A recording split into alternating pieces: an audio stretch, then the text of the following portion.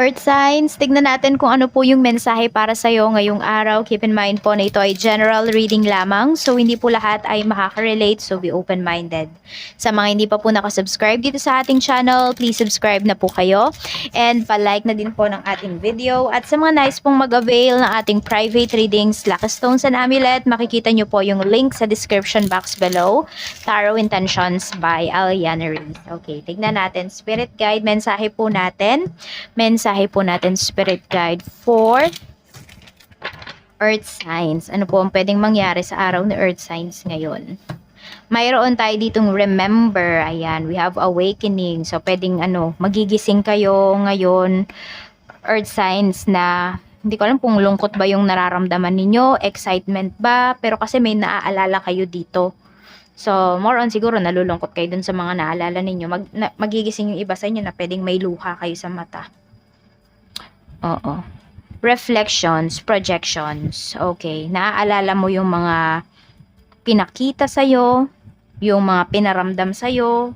So, yung iba pala sa inyo, could be nag-expect po kayo dito. May mga expectations kayo na pwedeng parang ang lumalabas kasi nag-assume kayo dito, Earth sign. So parang iba pala yung pinapakita ng tao. Pero kasi dun, yun yung yun yung point of view mo sa pinapakita niya. Yun yung feeling mo, yun yung nakikita mo.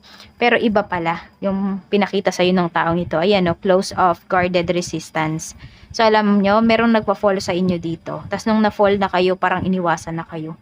Kaya ayan, you remember those moments or those times. Tignan natin kung ano pa yung mensahe para sa inyo. Spirit guide, tignan natin. Meron din naman, could be, kayo yung may iniiwasan dito. Tignan po natin. Mensahe po natin, spirit guide for Earth signs. Meron tayo dito, a blessing to ease loneliness and bring companionship. So yes, yung iba nga po sa inyo, pinaasa talaga kayo dito. We have a blessing on a battle that cannot be avoided. Okay. So, meron naman dito, could be, ayan, nagtatampo yata kayo sa inyong partner, sa inyong asawa, or could be sa family members po ninyo. Kaya lang kasi, di nyo daw sila maiiwasan. Magkikita at magkikita kayo ng tao na ito. We have a blessing of the air. May gustong makipag-usap sa'yo. So, could be may magsusorry sa'yo dito. Oo. Mukhang natauhan na yung tao na yon. Siguro na-realize niya mali yung ginawa niya sa'yo, or pwedeng na-offend ka niya, or yung approach niya, hindi ka tanggap-tanggap. So, tingnan natin kung ano pa yung mensahe para sa'yo. Spirit guide, mensahe pa po natin kay Earth signs, Taurus, Virgo, Capricorn, Sun, Moon, Rising, and Venus.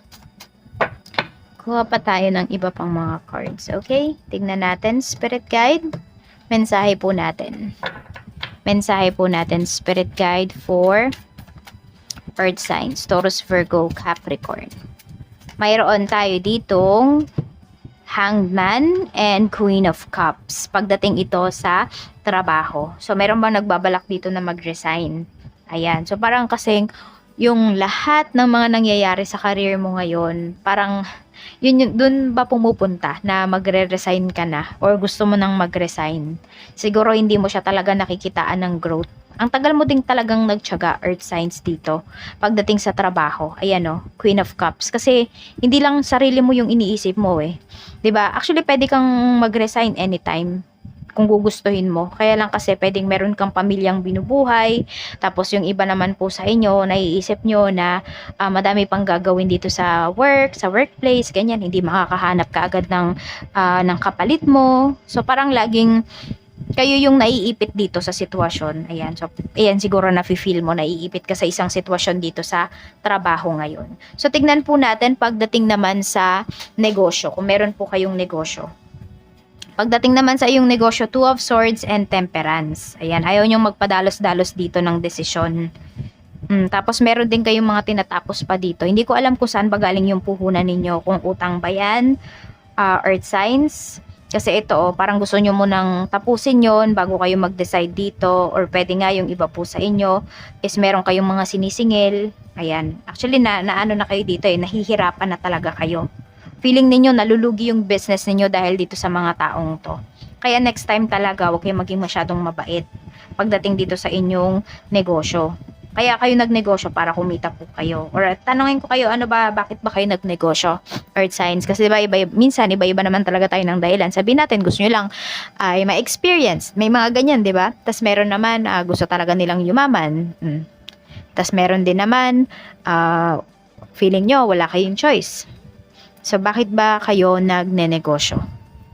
Dapat may goals po kayo dito. Tignan natin. Pero alam mo, nakikita ko dito, may mga tao talaga na hindi ka iiwan dito sa negosyo na ito. Pwedeng mga supplier mo yan, sobrang mapagbigay.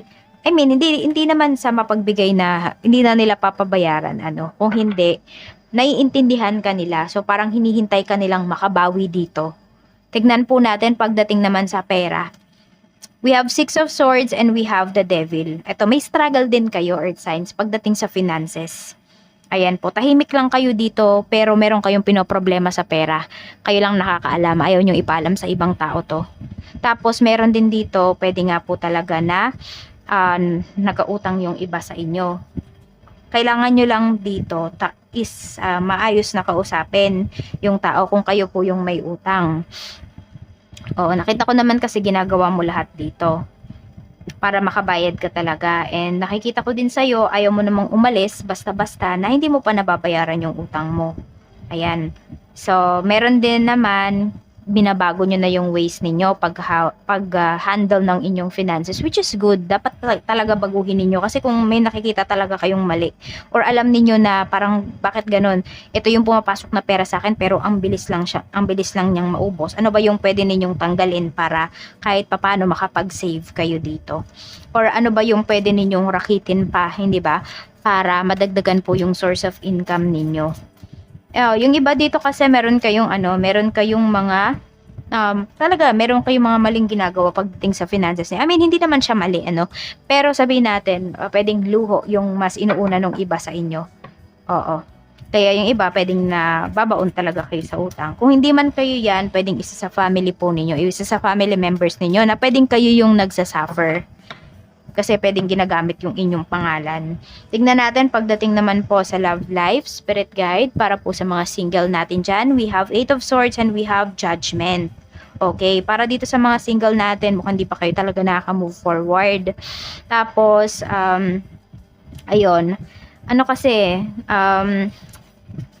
yun nga, hindi pa kayo naka-move forward. Parang ayaw nyo din namang makamit ng ibang tao sa ngayon.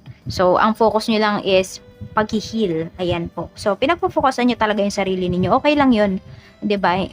Hindi naman tayo, mabubuhay ka naman, earth signs, no? Kahit wala ka namang relationship. Yung relationship mo with God, with universe, and with yourself, yan muna yung pagbutihin mo. Meron tayo ditong Wheel of Fortune, tapos Knight of Swords. Pagdating ito sa mga in a relationship. O yan. Mag-ingat kayo kasi pwedeng may mabuntis dito. Ayan o, Wheel of Fortune and Knight of Swords. Meron din akong nakikita dito, pagdating sa inyo, earth signs, is parang, ewan ko, ano tong papayagan. May papayagan dito. Hindi ko alam kung first time nyo bang mag-out of town ng person mo, na kayong dalawa lang. So, pwedeng payagan po kayo ng parents ninyo. Pwede rin na invitation kasi to. Ayan po. So, tignan natin kung ano pa yung mensahe, spirit guide. Basta more on papayagan. Hindi ko lang alam kung saan. Pag-alis ba yan? Or papayagan na yung iba sa inyo na mag-live-in, magsama, or magpakasal. Pagdating naman po sa mga married natin, we have 10 of Swords and Ace of Pentacles. Uy, meron dito regarding finances. Ito yung pinag-aawayan ninyo or madalas ninyong pag-awayan ng asawa mo. Pwedeng may tinatago siya sa'yo, regarding finances. Or pwedeng naloko siya. Hindi ko alam kung na-scam ba siya pero tinatago niya sa'yo. Or meron dito, pwede po na may ibang pinagagamitan ng pera pero hindi sinasabi sa inyo, earth signs, kung saan ba siya ginagamit. So, may panlilin lang dito. 5 of Swords, 'di ba? Meron talaga niloloko kayo in terms of finances. So tignan niyo, i-review niyo yung finances po ninyo. Mas maganda talaga kung kayo yung nag-handle or parehas ninyong alam ng asawa mo kung saan ba napupunta yung inyong mga pera. Pwede rin baka kayong dalawa mismo yung naloko dito. Oo, tapos nagsisisihan kayo ngayon, ganyan. Pero alam nyo, makakabawi pa naman kayo. Iwas na lang siguro kayo sa mga ibang tao na yung nakikipag-partner sa inyo regarding sa finances, sa business, ganyan. Mas maganda kung kayong dalawa na lang.